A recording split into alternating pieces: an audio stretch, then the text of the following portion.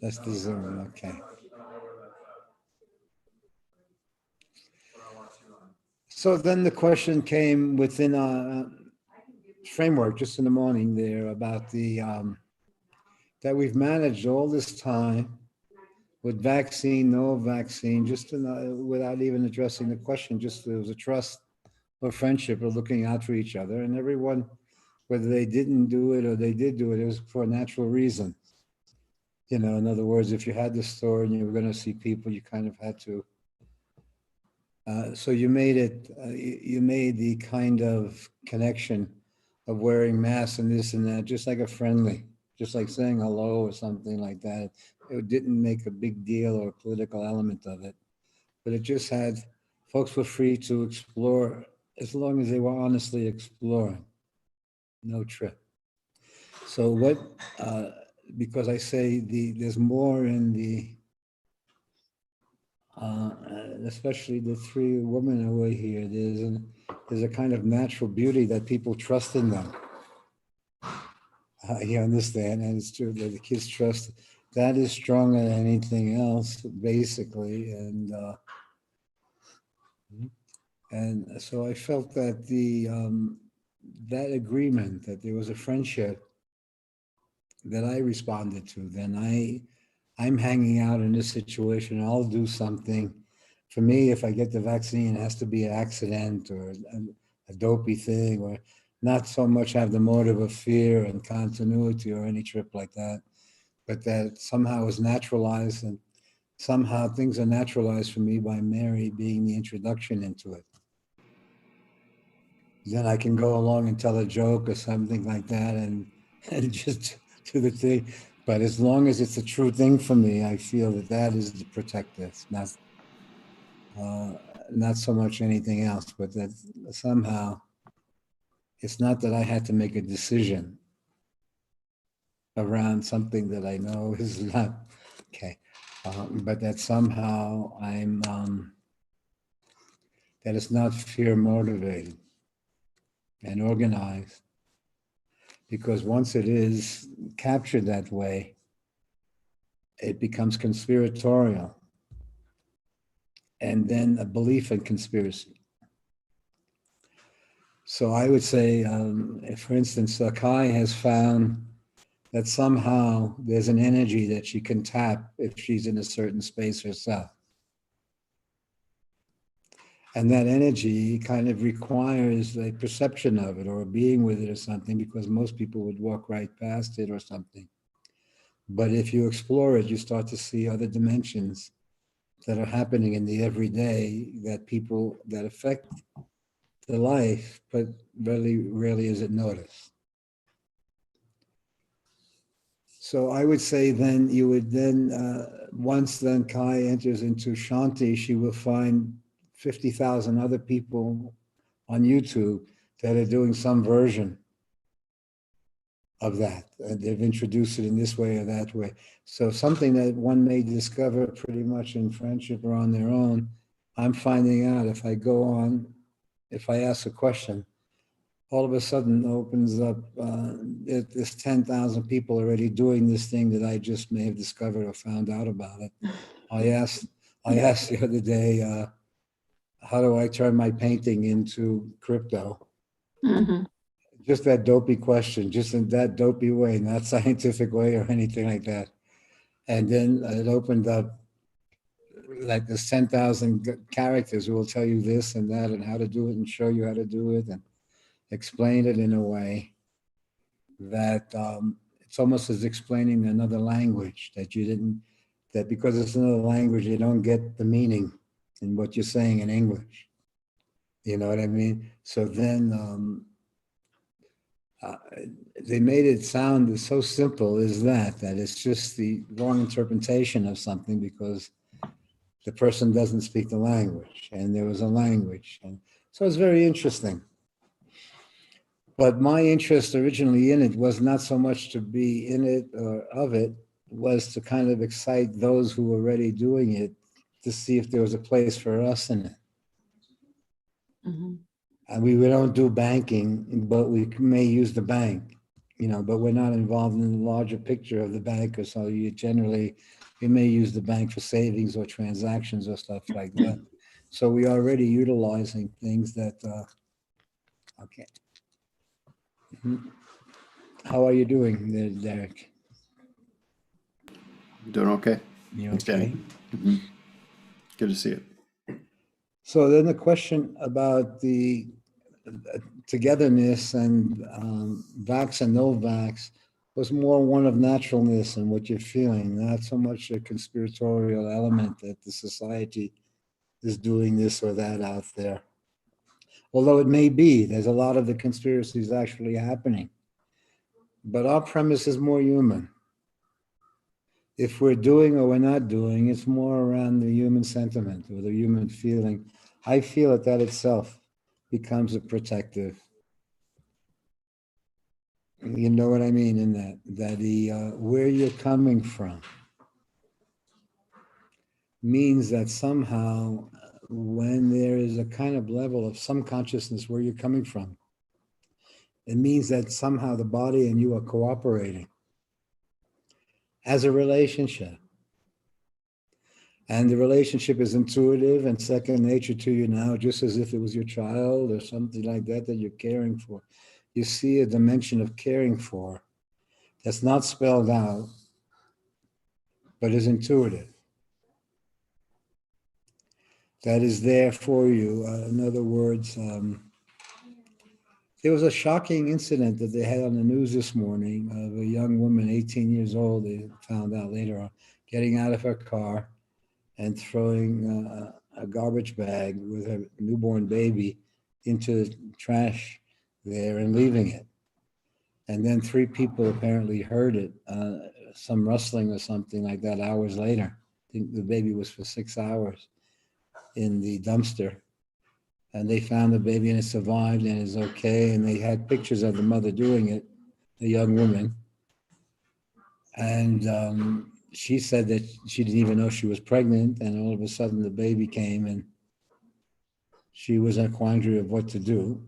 Okay. And so but they also have it on screen, the whole act. She was caught on screen and doing the whole thing. And so it's kind of a holy shit moment when you see her throw the bag in there naturally. No one even knew what it was. It just looked like trash that she was throwing in there or getting rid of. And yet you can also see from her perspective, oh, what the hell to do if she's an 18-year-old kid who's not married and doesn't know that and is scared shit or whatever. And yet at the same time, you can't imagine throwing away a life or literally throwing away a life that way. What do you say, Kai? Can't possibly be imagine that situation. I mean, And we can't imagine it because it would kind of, you can imagine being in the situation though. And you could imagine if you look back over your life in time, were you ever in a situation where you were in what they would call a holy shit, where you didn't know what to do? You couldn't go back with the space. Your body was, you were still young enough where you didn't understand what your body was doing and what happened. And yet you also understand that from the perspective of watching it, you would have to turn, the observer looking at the incident understands that the person would have to turn off something in themselves to do that. They would have to differentiate their survival from the baby's survival. In other words, the baby's survival would create such a crisis in their survival, in their story. Whoosh. In one dumb action that seems dumb, you see a whole 1,000 movements in it. And now a child then grows up coming from being thrown into the trash bin. yeah, how do you get over that one? And the pictures, they have pictures of it. So they were showing it like 20 times a day. Okay. Well, it's an interesting way to come in the world, isn't it? That somehow you're unwanted, completely unwanted. No matter how much they say, oh, we did this and do that, from the perspective of being in that garbage bag and to living a life, somehow the memory of that experience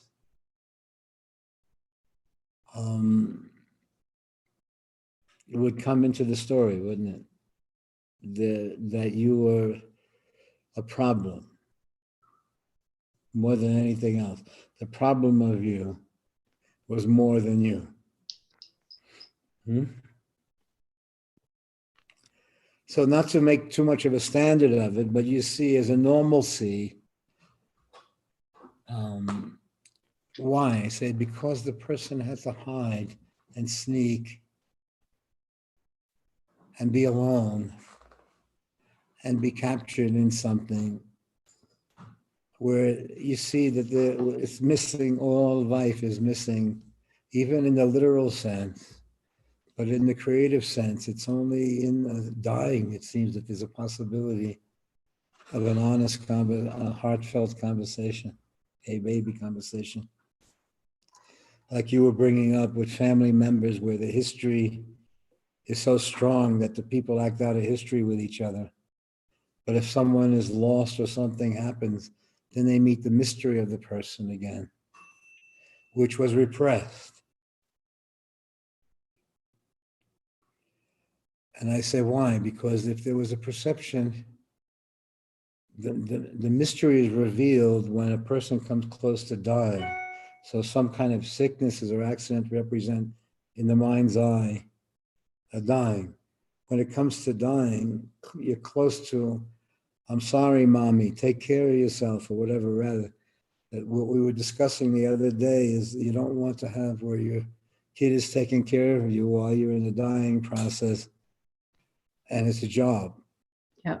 And they're pissed off, still with some things, and their pissed offness may be literally true, but when it entails us, it's not so. Everyone then in it is in the theater of it. You see a deeper processes happening in the story. So when you recognize a deeper process that's happening in life, the story becomes secondary. But until you recognize that, the story seems to be primary. Your experience is literalized. But then you see that hidden in the relationship, even when it breaks, in fact, breaking of it may be necessary to another dimension of it, where it shifts to memory, where it shifts to accidental experience, but in other words, not programmed into the literalness of the past relationship. It's a kind of the energy coming out of it, where there may be a hey baby moment waiting in 20 years that couldn't happen in all that time, literally, for some, very important that it couldn't happen. But then you see that some incident takes place where there's a hey baby in it. How you doing? And in that shift, what would have been an obstacle all these years is just, of course, there was a relationship.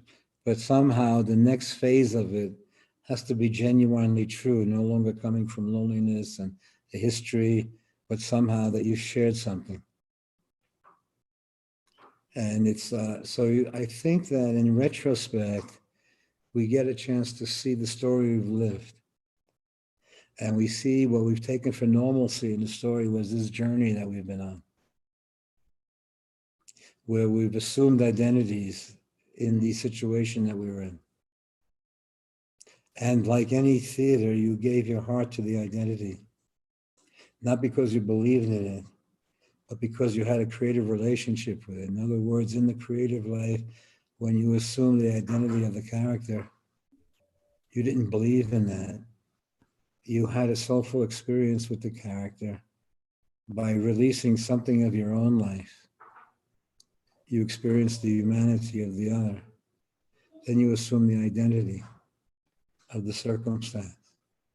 So there was something inherently in the acting, in the creative life, in the writing, that had you one space away from the literal life where you saw it from a different place. And when you saw it from a different place, you saw it from its human perspective. As you got literally into the story, you saw it from the money-making perspective, the survival perspective. But as you had a space between yourself and the story, you entered the story from a different place, not so much the survival sentiment, it wasn't there yet. But you see other dimensions were happening in the life of a person while it was captured in survival. These parallel elements were taking place, where there were events waiting in time that were being created in that moment. When you meet the world of what looked like accident, but it's not so much accidental, but as you explore accident, you see that it had to look like an accident, but it had to be genuine, not so much controlled by the ego's motives. That there were loves out there, there were experiences out there that were not part of the system of karma, of continuity. So when you experience, even in your parents' life, by accident, you experience their karmic life of how they had to survive and this, and then you experience a dharmic life, the feelings that may have brought it together, this and that, the losses, and you see the underpinnings of the story running through it. It's not literal. And then you see that it is not, there's many dimensions other than the literal existence. There are parallel existences in our life that we remember in time. But the memory of it has a purity to it, where it's not owned by the ego and its history. You see that a mystery has run through the story, and that the history is not you. The history is the identities you assume in the experience that you were in. All of them being elements of you, but not you. And so you see that somehow there are moments where you meet yourself. And you meet yourself usually in a level of aloneness, which is not loneliness per se, but is aloneness meaning that there is intuitively a love out there that is not literally happening. So it's loneliness in the world if that intuitiveness is not there. With the intuitiveness that is there, is that somehow something happens in you perceptively, in the experience that you're in, that sets in motion. Because that world is hidden from us, it doesn't mean it's not happening. So there is a conversation with the mystery through the history. And I feel that it approaches mystery thinking, magical thinking, all sorts of thinking. But if in fact, in retrospect, you see the relationships that you've had and the intimacies that you've shared, you see how they've happened, what happened, how they've lost, what you see how experiential it was. And again, it's almost as if an angel wanted to have a human experience. And that they understood no matter what level you were on, there was still a love-loss exchange going on. Even if you were a genius in certain fields or whatever, one would still be a fool for love. And the fool, but is not stupid for love. The fool for love means that it's naive, means that it doesn't have a motive, doesn't have a plan. But that when it meets that experience, it opens another dimension of its life. And it becomes less of a possessive. And as it's less of a possessive, you see it shows you a different story unfolded than your history. And there is no separate, the more you see, the less separation you see in families and structures. You see an energy ran through the story. So of course the stories were literally very different, but you see the relationship was to the energy That's why it connects in dying or birth, where the story disappears at times when someone passed away. And you see it's just a relationship to the energy again, where the story, but you see the story blocks the literalness of the feeling. But an event takes place where the story is not the reality. So I think when you discover these elements running through your life, you see that all along your life has been lived on many levels. You've appreciated some of it, but you're still literally you as an identity living in the situation. But as you also see experientially that you are an assumed identity of a history, you then have a relationship with the mystery of your life. And you see that it resembles more Dharma bums. In American background, it may resemble Buddhist teachings and other teachings, but somehow the person is freed from the literalness of existence or continuity or survival to some degree. And that opens up what looks like a naive universe to the rest of the world around them. But it opens up another way of living where it's not so much based on the literal survival of the self, but it is based on having the full experience of the life. Mm-hmm. And when one is based on having the full experience of the life, you see the journey of it, not the survival element being the dominant force, but the survival element being a kind of caretaker that doesn't own the story, is caring for it. And then you see parenthood from a different place, where you see you don't own the child, they're born free. And your presence is ensuring a kind of creative freedom that they're free to find their voice. Being born with karma telling you who you are before you get into the story, or discovery of what you are in the story, there's a qualitative difference. In the karmic story, you're carrying out the history. You then identify strongly with identity, being rooted in the place you came from, this or that. Those who find their voice have identity of where they've come from as an aspect of their expression. But as they discover things in the world, they also assume a freedom.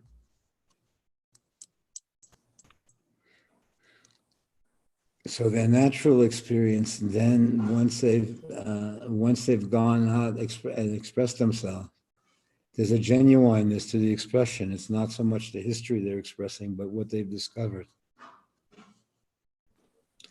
Hello, Lerja. Hello, Danny. Okay. Did you just get on then for a minute? Yeah. Yes, yes. Okay, we were talking about you. No. We were saying that you're an angel visiting the place. Do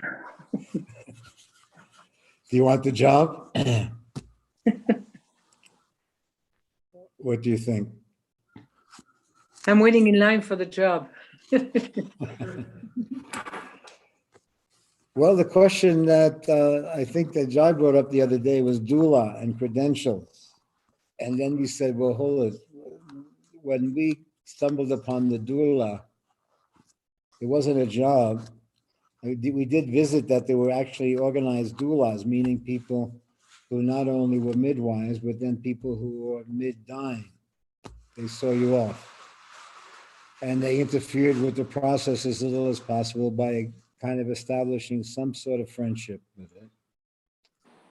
And even though they may be professionals in their other life, they weren't professionals in doula. The professionals wasn't needed, it was a feeling. Yes. Then there may be a how to manage being and literally a doula, not only just being that way, but then literally.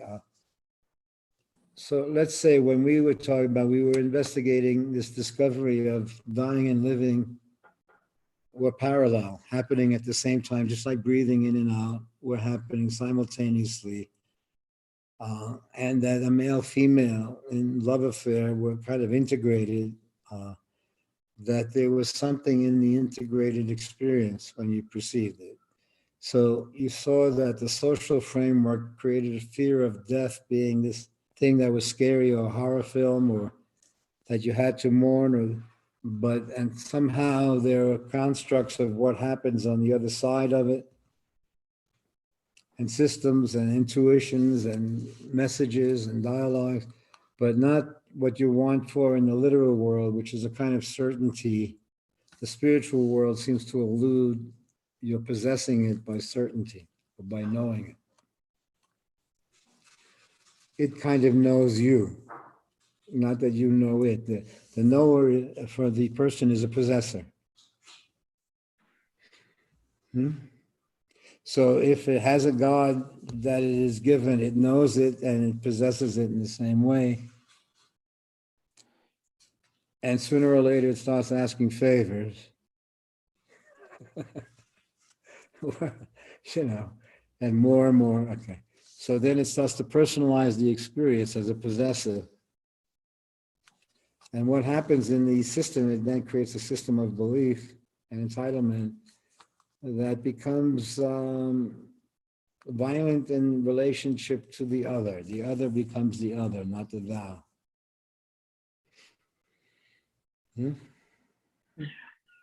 So let's say we don't have such a vibe. We walk through these neighborhoods of where the friendship is the thou. And the friendship may be even saying hello to someone as you're walking past, or smiling or whatever. You see the glimpses of energy connections. And then you see the creative dimensions of it. Then you also see when the survival dimensions are the primary force, there is, instead of an I and thou, there's a me and you. And then there's a me and you, that there's more distant. So somehow you see that the difference between competition and cooperation, where there's natural cooperation, which is not spelled out, it's just second nature to everyone. And then you see the natural competition in a situation where it becomes natural to do that. And you can even see that in a ball game or something like that, but you see that naturalness of competition running through the story. And so we visit these places. We're in it, but not of it. We can assume the competitive realm, but not if it means killing, not if it means inhumanity. So we probably, as we here, will schmuck out if it means that you make a buck at the expense of kids, or you make the buck at the expense of someone else, or it's a hustle in that way.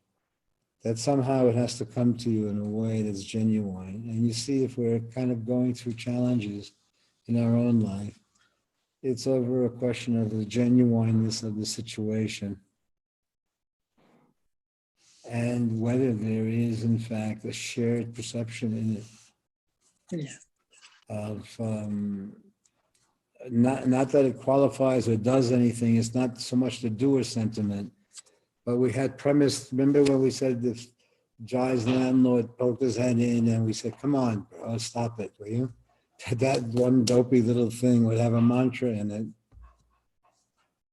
that just like I told you that years ago when I was talking with Doctor around 3:00 in the morning, we were sitting outside, and there's a wall about 5.5 feet or so. And we were talking, and then we heard a collision of a policeman and a peasant with their bicycles, and that the guy was beating him. The cop was beating him, and then we stood up, and the guy was going to arrest him. So Doctor said, beat him or arrest him, but don't beat him and arrest him. We hear you, and we see you. And once they were seen, they acted, they dropped their roles and their trips and everything. So somehow it was the basis of being seen. And you see that's instinctively there. Someone robbing a bank, they make believe in front of the camera that they're good guys, or they're walking in normal or something. So somehow it's there, that someone has an intuitive sense of energies and identities and experiences, what identity to assume for what kind of situation. But when it is there out of a creative sense, when in fact you've explored that dimension, it becomes holy. And so what was bullshit becomes holy shit, in the sense that when you're assuming it, if you get married, if you're in a love affair, it's because there's real experiences happening for you. So somehow it looks like it's naive, but there's a surrender somehow of the survival instinct in a shared space. And so that's what we were talking about with the community where there's vax and no vax. It's not a literal stand of vax and no vax. It is that we've lived a natural life. And so in that, you're managing your health and you're managing your situation. So most of the time, over 40 years or so, I've put off, I'll get it next week, I'll get it next month. I wasn't sternly this or that. I don't join this or that club. I see where the energy leads me in a circumstance. So then we have that circumstance where there's a trust with everyone. But the one concern in life and in any community is if it's sneaky or sly or have to be hidden. And I say, it's no hidden. We're looking out for each other. It's a creative experience. Of course, it may seem naive if something happens and the cops come and they say, but at the same time, it's not, we're practicing naive. It's not so naive. As long as that feeling is shared, we're sharing a space. If that is interrupted, then there's a hey baby conversation. And they say, how do you manage then what seems illogical for the rest of the world, but is normal for you? And I say, well, there is a kind of looking out for each other. That means that the person is coming from a genuine space, not coming from a conspiracy theory. And this, although those theories may exist, it's that they're coming from a genuine space. So then I say, well, what about Kai? I say, Kai somehow stepped into Shanti as a main expression, and she stayed with Shanti as an expression. So somehow every situation that she's visited, she's had a relationship to a Shanti experience. You know? So then you'll visit many schools. Once you are in that, you'll start to see that there's hundreds of schools who have studied that, explored that, and there's a bit you can take from each in part of your journey. But the one thing is that we'd like it not to crystallize as a conspiracy theory in the world, because then that puts survival as the main ingredient in the life. And I say, no, the reason that we'll take it or not take it amongst ourselves is not so much survival as it being the right thing to do or not to do in our circumstance. So we're coming from a circumstance that we're in. We're managing a kind of, we'll say, from philosophical to spiritual life at the same time. It's a regular life. And we're managing that. So to do or not to do is secondary to the perception of it. Where if you're caring for something and you are devoted to that caring for something. I feel that the one is protected one way or another. And I don't talk literally protection, but somehow you're having a conversation with the universe. You're having a conversation with the mystery. And when you're having a conversation with the mystery, you're including the mystery in your life.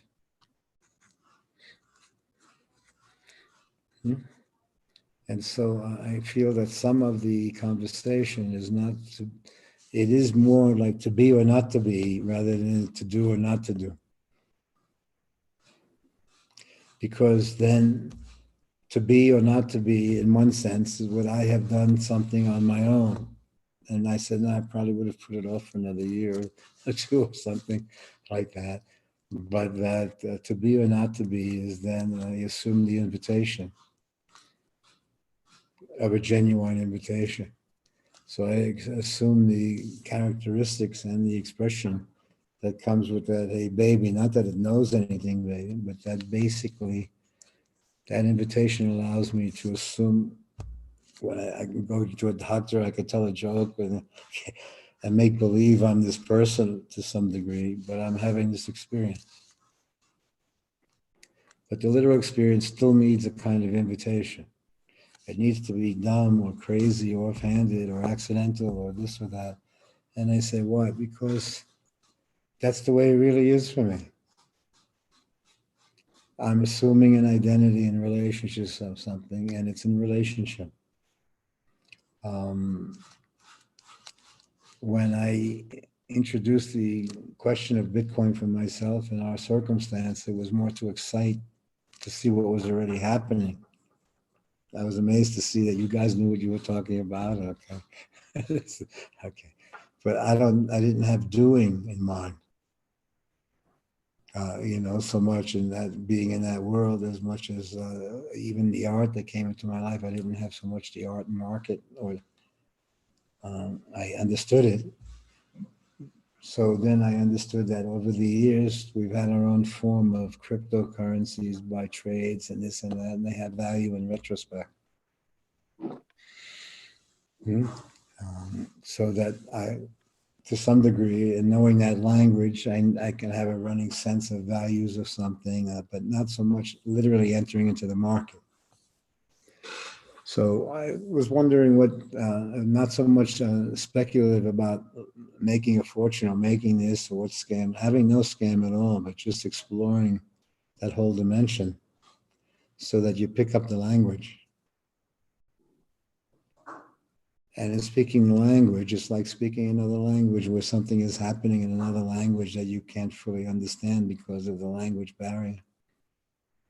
And picking it up, there's aha moments in seeing something that you wouldn't have noticed. So I feel very strongly now for myself, I'm in it and not as of it so much. I have a relative connection to the of itness, maybe through seeing the news or seeing what's happening. Is there a relationship to flux? I don't see permanence happening, I see flux. With permanence on the surface, I feel that we've just lived a couple of years in this medium. It had more flux to it than it had permanence.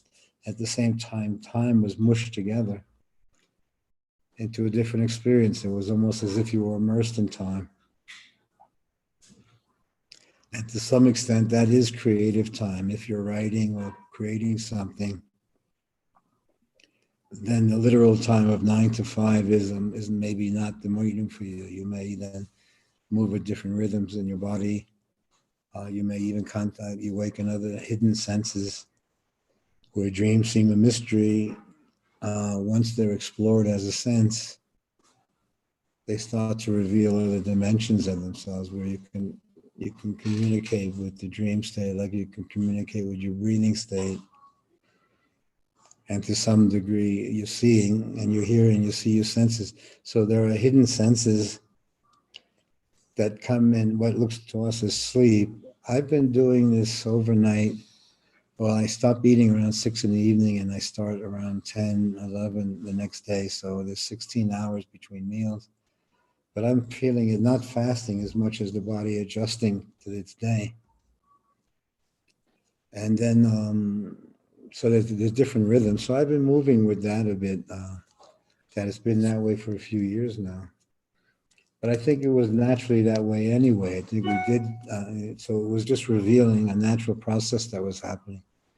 So that one thing, the body then, I had the sense of the body managing itself.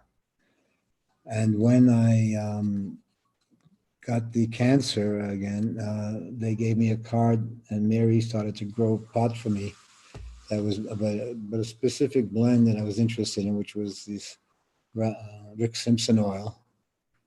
He said he dealt with his cancer with that oil, but for me, what it did was the female plant and the indica plant was a manana style plant, where it was more mellow than it was active. And I felt what was happening, my concern happening in myself was that an overreaction of the immune system would create so I've been working with that. where it's purposely not to get stoned with it, but somehow it trickles down into the body. What do you say, Risha? You haven't tried it. How are you doing? You've been trying that yourself?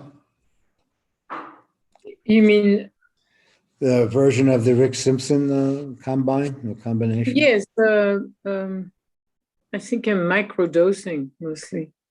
Yeah, microdosing is probably best, isn't it? No. Hmm? Because that comes close to the homeopathic premise. Something similar will have the body respond. So the original vaccination was pretty brilliant, and I think people did have in the polio vaccination. The country did seem to have an agreement with it because it was pretty scary polio at the time, and it was happening to kids. But at the same time, most of us who have had the kind of try to live naturally or vegetarian life, or all of these emblematic of attempting to live in a more of a genuine state. And then in trying to live a more genuine state, you then were introduced to religions or cultures or background of people who've tried to live naturally, what their codes of behavior were. And so it was always interesting in our path when you discovered vegetarianism or you discovered this or it was discovery or accidental and you were introduced culturally to these things. And it shifted the plane for you. But what it did do is on your return, it left you without an organized identity. You no longer had your past defining you. That some experience happened to you in India, even if it failed or didn't fail or whatever, and the return to the space went on without you. And then somehow accidents happen, situations happen, love affairs happen, friendships happen, that then created a whole different expression. And you saw that there was a different integrity in friendships than there was in the literal survival world, where it was more of a shared life. Because you saw the human being in the story, your relationship was to the human, not so much the literal story. So in the relationship to the human, you see there was a shared space that was natural.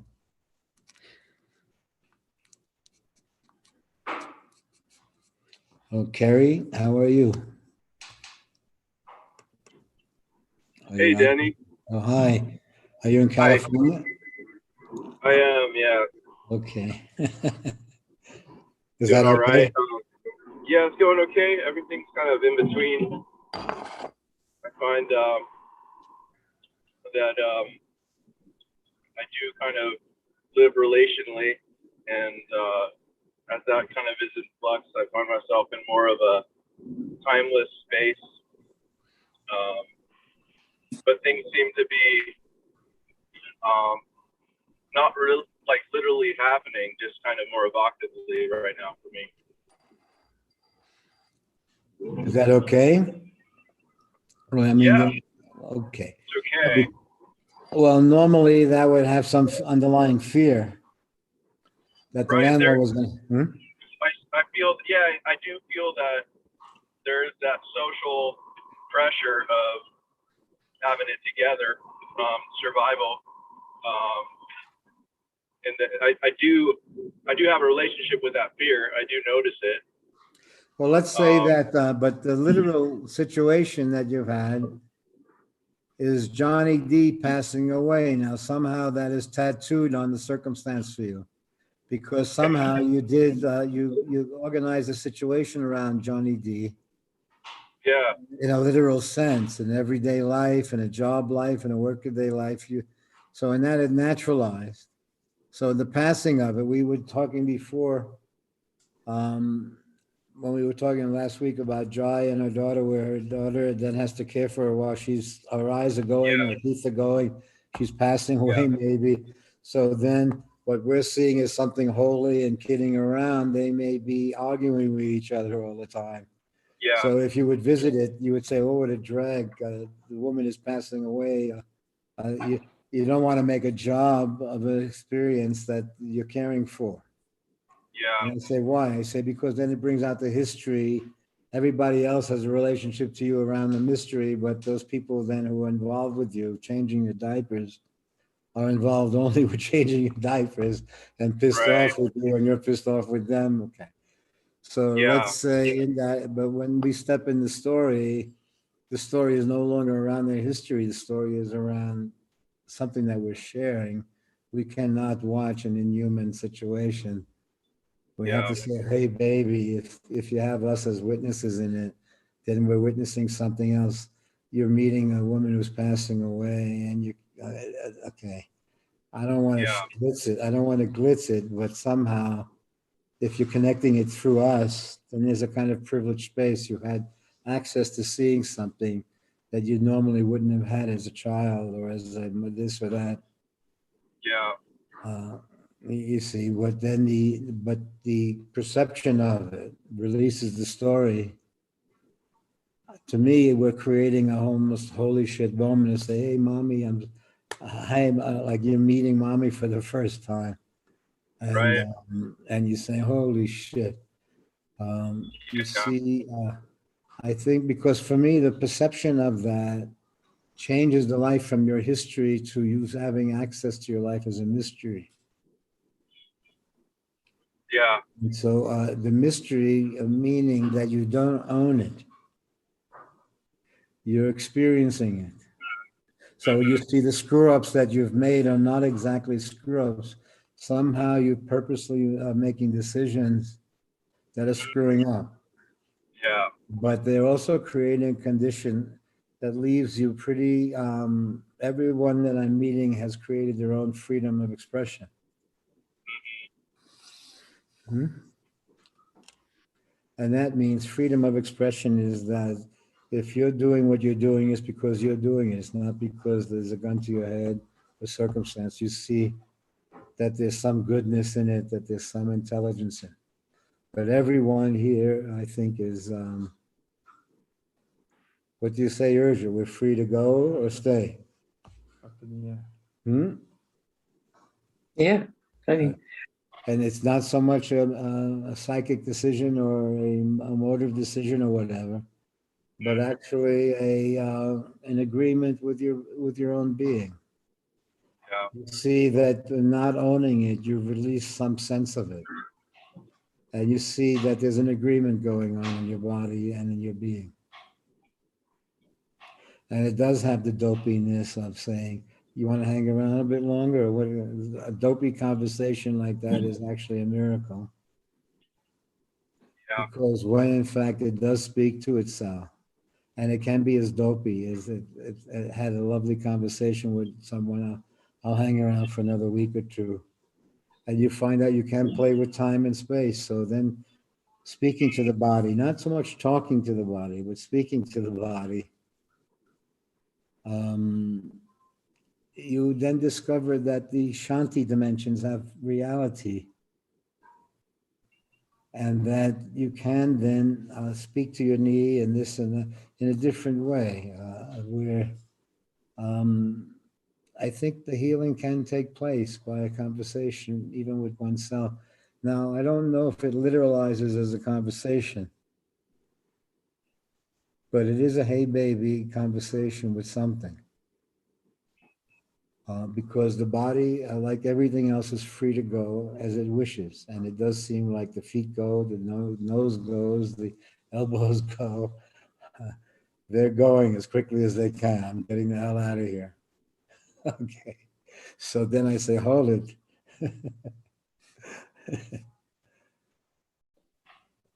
Not so much out of fear.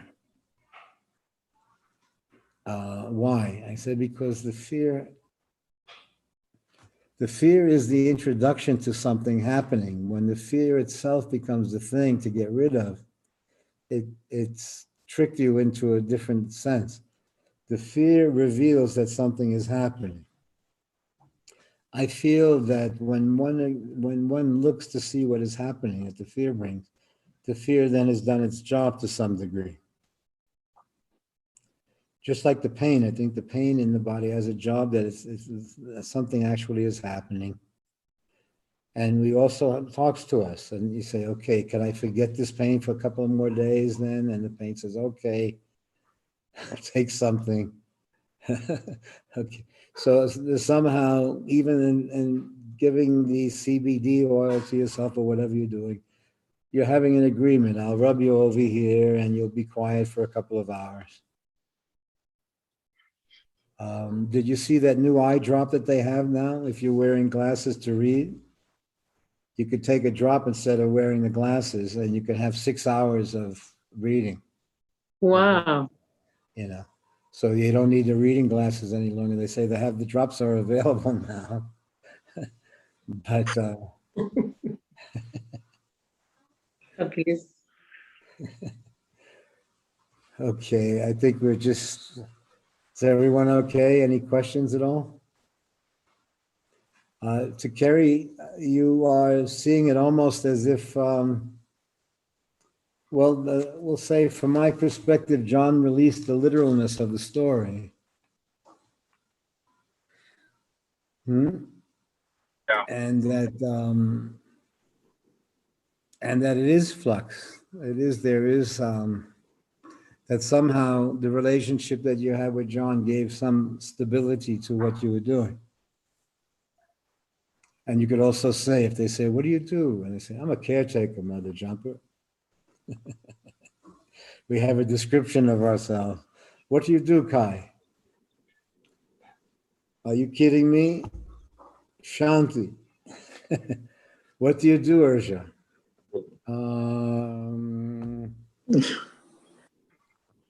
They say, what do I do? I say, I shine shoes in the plaza on Saturdays. You do not do that. I did as a kid. Yeah, I remember that. Hmm? It was natural to do that as a kid. Oh, I don't know where you come I from. think in your hood, at your time. Yeah, in our time in Brooklyn at In the the time, it was 40s. natural. Yeah, as a little kid, my grandfather's shoe shine kit, they gave it to me. So I went by the bar where all these tough guys hung out and used to give shoe shine for a nickel. It was 5 cents a shoe shine, and all these tough guys would get there and show off to each other. Then I went to Sardi's in front of Sardi's restaurant in New York. I once went there, and That must have been a good spot. they had big strawberries in the window. You know those big strawberries that they have in California, like this huge strawberry. So they had that in the window. So I went into Sardi's and asked to buy a strawberry. They said, Oh. but some customers then bought me a strawberry, Oh. brought it out for me. It was a dopey, schmaltzy movie. When you visit again, it's how could it possibly be? How could it have been a literal reality? When you see how much of a movie it was, but that you were having the experience of it while you were in it, and it was normal. And then you see our own lives are normal. And I say, if I was in any one of your lives, it would be holy shit for me. If I was in Pennsylvania now as Kai, I would be in a holy shit situation. And I say, because it's holy and bullshit simultaneously. And I say, why? And I say, because there's somehow an aloneness in the experience.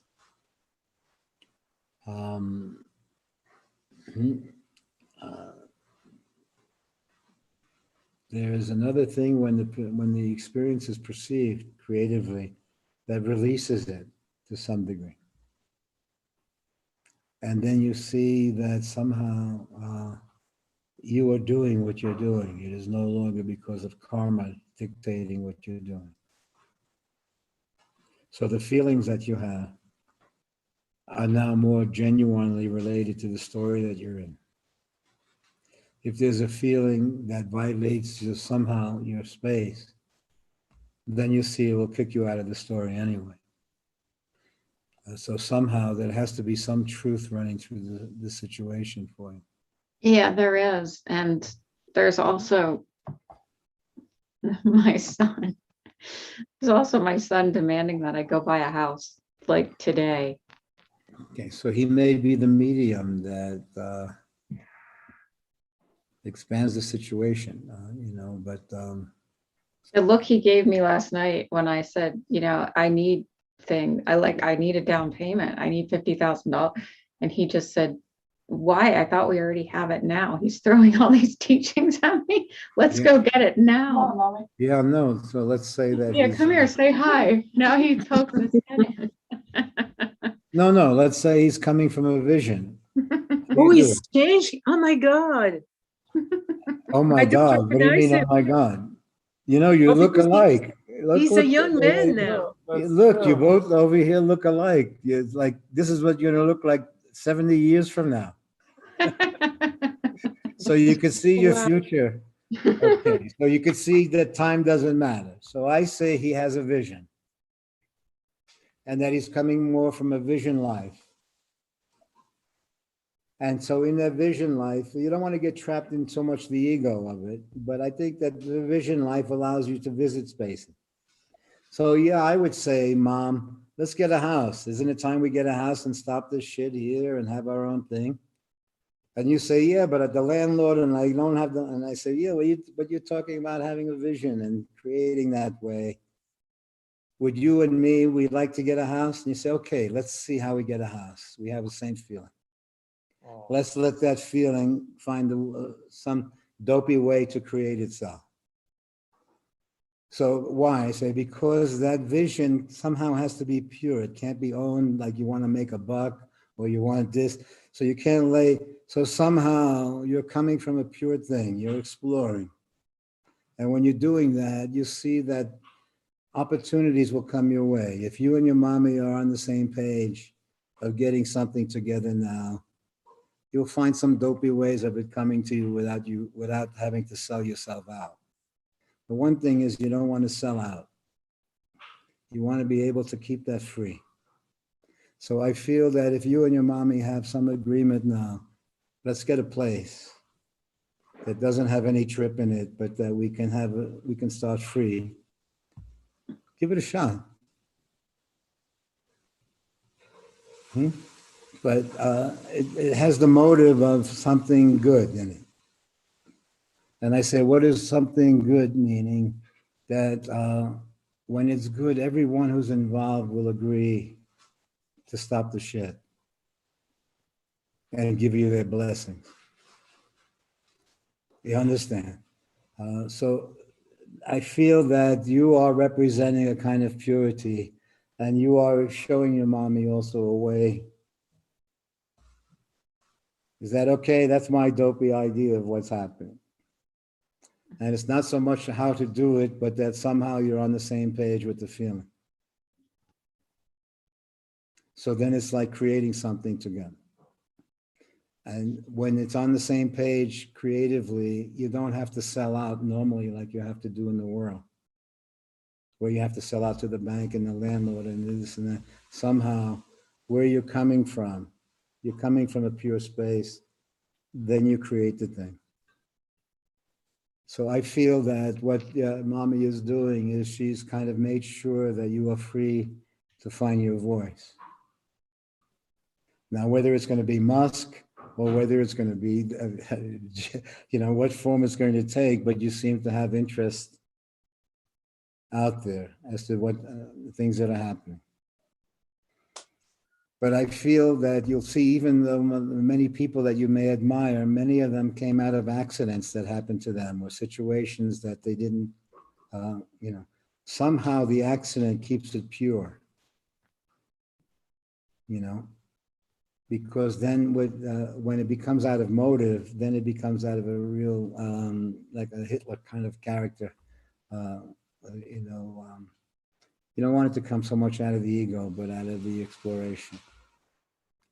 So I feel Shanti is a true thing. There are variations of it, but I do feel that the Shanti is as simple as two people having a feeling for each other, just giving a glance at each other and knowing something in the glance. That there's a language going on all the time.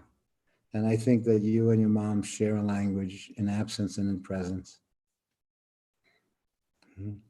And that my feeling is that our kids are free to find their voice.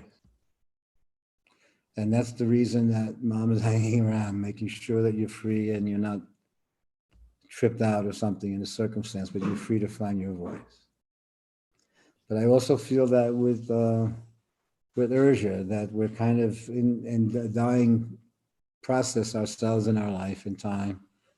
So we're seeing it from a different place a little bit. You feeling okay, Urja? Yes. And that we're also saying that as long, and so that time, dying and living is not so much like Monday, Tuesday, Wednesday, Thursday, but is more exploratory, the parallel worlds, taking a walk, looking at things. Then accidents happen. And you see time is a different factor. If something interests me, I can buy a year, I can go a year longer, I can wish a year longer, or wish time, or this or that. I can. So it's a very interesting journey. We'll see where it takes us. Okay, Kai, I hope it makes some sense today. Is anyone else on that we don't see? Well, Hey, Spiro. hi, Spiro. Hi, Kai. Hi, Urja. Hi, We Carrie. don't know who's on now, but who has been on is John, Sophia, Blue in Light. I don't know who that is. Jimmy and Britt.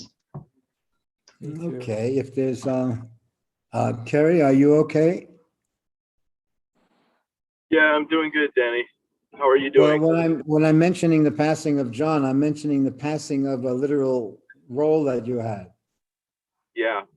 You know, so it seemed that it's still in flux, but it's a conscious flux, isn't it? Yeah.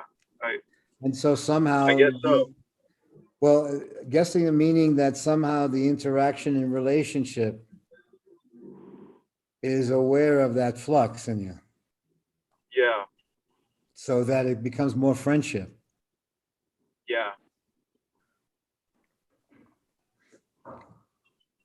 A friendship meaning that people share a kind of inner voice or share a feeling that connects them. Yeah. So when it's lost, you feel it. Yeah.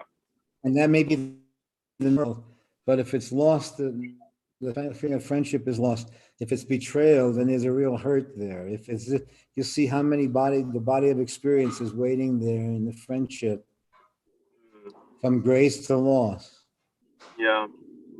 But then you also see that since one has put themselves in a situation that would be obvious anyway, you see that there is something in you that has almost purposely put itself to have an experience.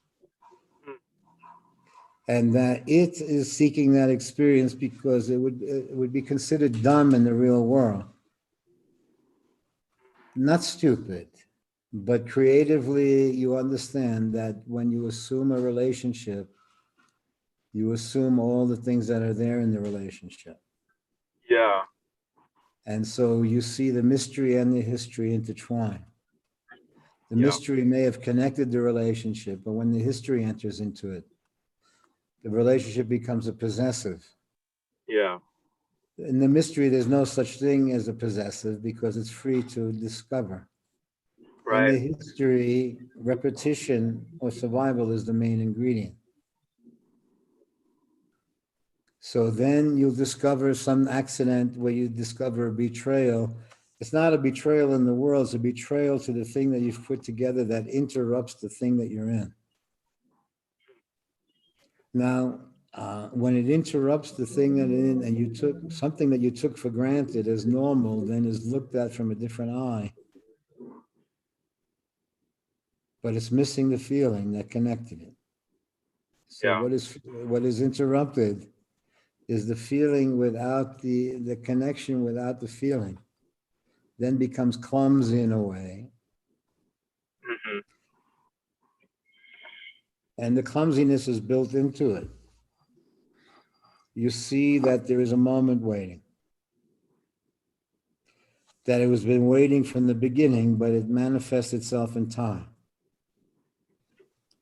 And so I feel that what we were talking about, even with the vaccine and no vaccine, I say, that's your call. As long as there's a genuine feeling that you're sharing, we're sharing that genuine with you. We'll find a way to live around it where those who are also coming from a genuine place may feel compelled that it speaks to them to go into it's the right thing. So it's not so much to do or not do, it's coming from a place that we can agree on in some sense, because it's not based on this taking a stand or this system or that system or this or that. It's an honest sense of what one feels at the time. And so I feel that, I say, well, what does that mean? I say, in that, there's an agreement between people where they don't have to sneak or hide or do any things like that. Okay, Right. there's a shared space of looking out for. Yeah. But generally, in a social framework, it becomes a very, it breaks the form. Because I'm saying in our feeling of, your feeling of naturalness, we'll say there's a genuineness in there. You feel this will happen or that will happen in that. You'd like it to be genuine feeling, not fear-based, not systemically based, not Yes. conspiracy theory based. And I say, why? Anytime that you're in a conspiracy theory circumstance, you'll be in a weird situation sooner or later. It's like joining the Ku Klux Klan. You say, okay, put on your hood, put on your outfit. And I say, look, I'll catch you later. I have to pee or something like that. So you see, joining up literally into this, there may be a sentiment that's true that runs through it, or feeling. But I see a world that's moving, that's in flux, that's not permanent. So I see that the world's unfolding, that the life is unfolding while we're living. Obviously, this last couple of years, you see it's almost suspended animation in terms of time. It's 2 years, almost 3 years, whatever they're talking about. Okay, we've been living in this state. What's the philosophy again? Running through it. So it's in flux. So we are in a kind of world anyway. We are in it, but not of it. When it becomes inhuman, we're not of it. We're in the story to explore the life, but we're not in the larger picture to the extent that it will kill, it will do all this to survive. Yeah. We have a relationship with the energy. I think that I also feel if something creative comes up in any of us, then you have more time to play with. Mm-hmm. You know, so I feel that time is a different factor in the creative life.